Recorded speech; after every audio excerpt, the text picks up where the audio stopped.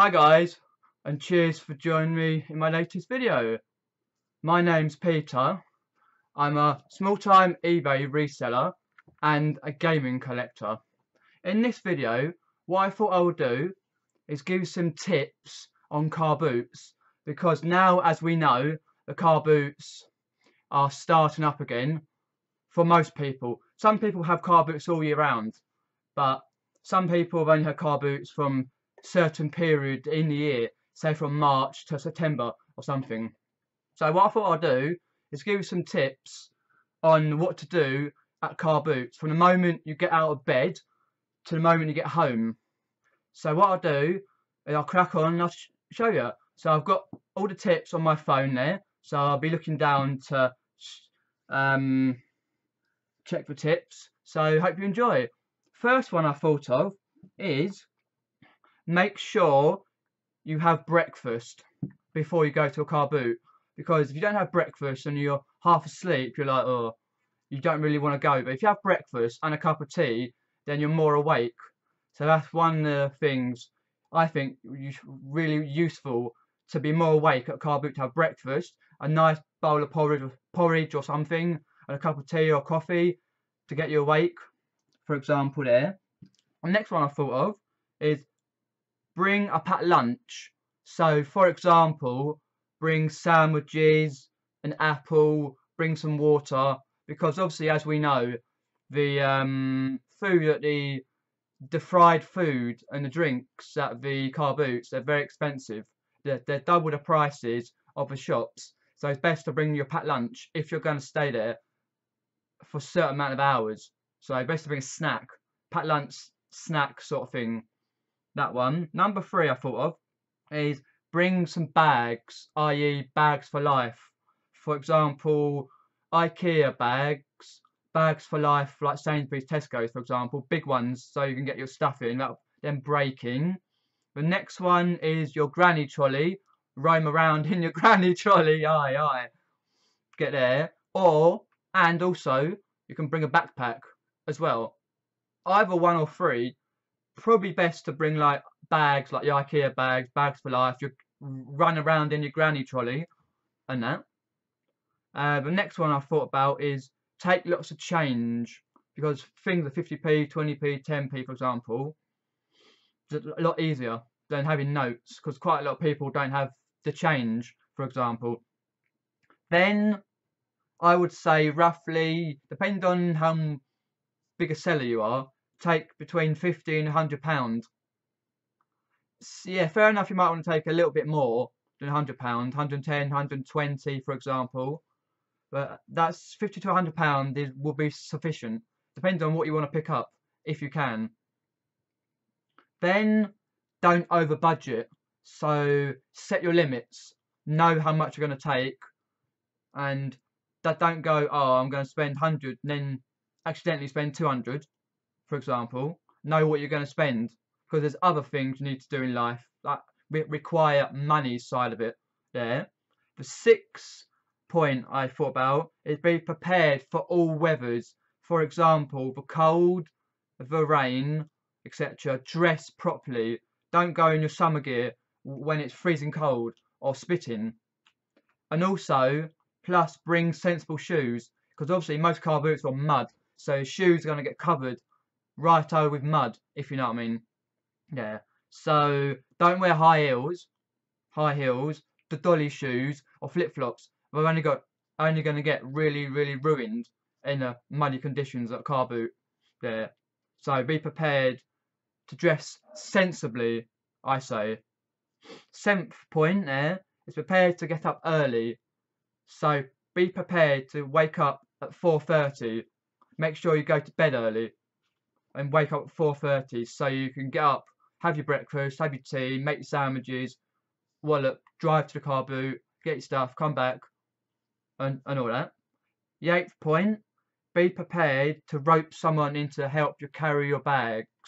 So it can be quite a lot of bags you've got. That's also for insurance reasons, because people, as we know, nick stuff. They start grabbing stuff randomly.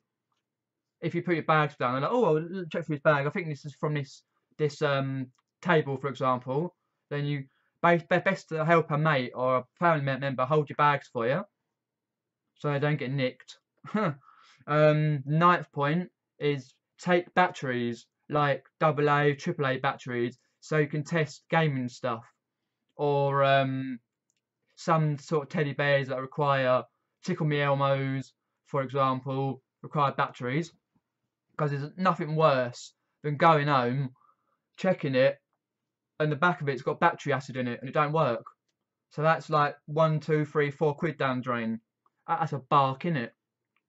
The next one I thought, number 10, is take a tape measure.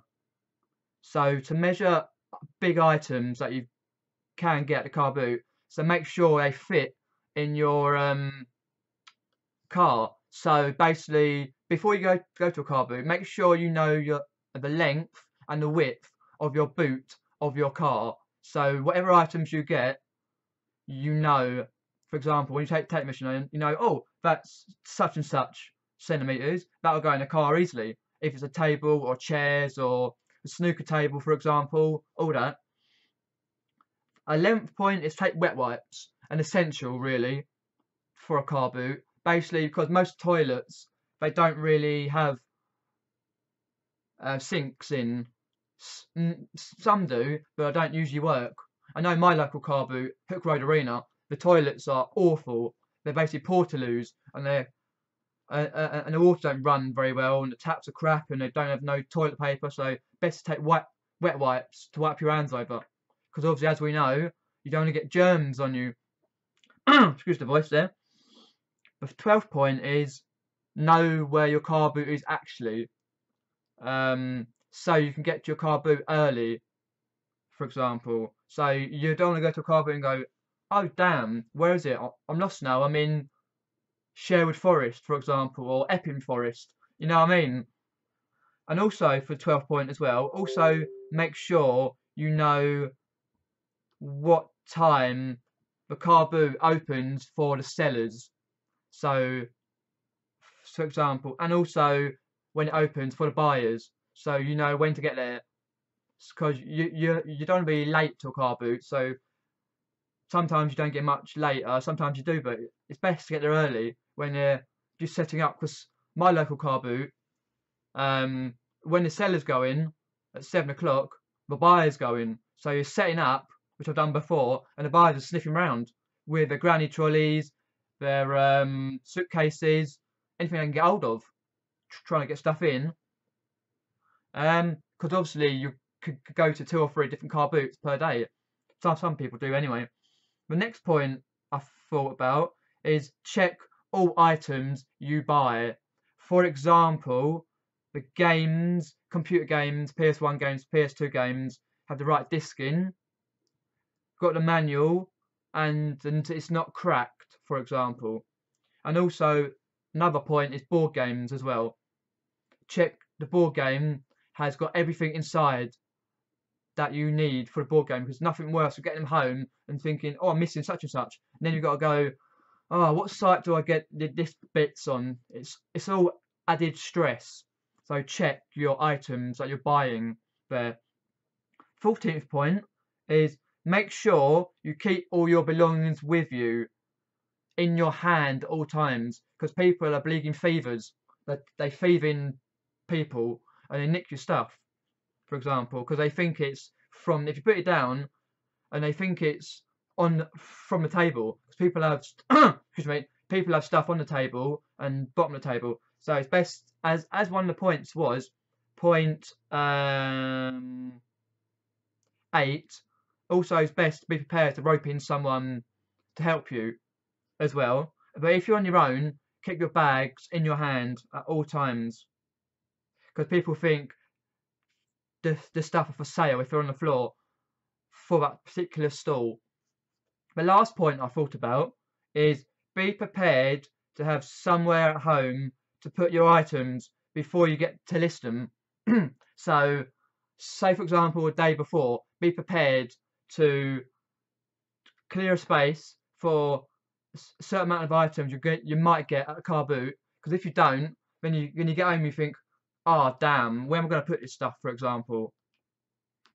So you get a bit annoyed that way. So that's just 15 points of what to do from when you get up to when you get home from the car boots, for example. So if you've got any more points I haven't touched on, please do leave them down below in the comment section and I'll answer them as best as I can. And hopefully you've enjoyed this video. Please give it a thumbs up, a like, share this video, subscribe. Please hit the notifications bell and turn those notifications on. And what I'll do, guys, is I'll see you next video. Cheers for watching, guys. See you later. Have fun.